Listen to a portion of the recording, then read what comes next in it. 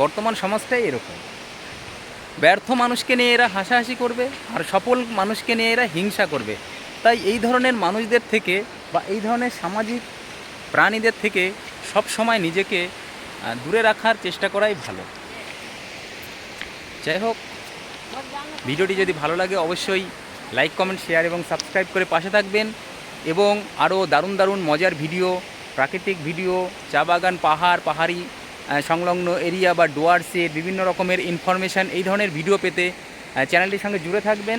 সবাই ভালো থাকবেন, সুস্থ থাকবেন, হাসি খুশি থাকবেন, ইতিবাচক থাকবেন এবং সবার সঙ্গে মন খুলে হাসাহাসি করবেন এবং ভালো কিছু সবসময় চিন্তাভাবনা করবেন।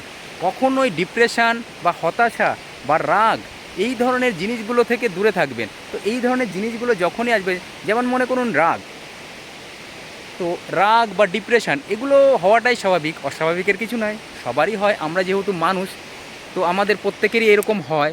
তাই এই ধরনের জিনিস থেকে সবসময় পজিটিভ বা ইতিবাচক মানুষদের সঙ্গে মিশবেন। তো দেখুন, এই ধরনের প্রাকৃতিক সৌন্দর্যে যখনই আপনি আসবেন, তখন আপনার এই ডিপ্রেশন নামক যে জিনিসটা বা রাগ নামক যে জিনিসটা, সেটা আর থাকবে না। এবং সবাই ভালো থাকবেন, সবাই সুস্থ থাকবেন, এই কামনাই করি। যাই হোক, সবাইকে অসংখ্য অসংখ্য ধন্যবাদ।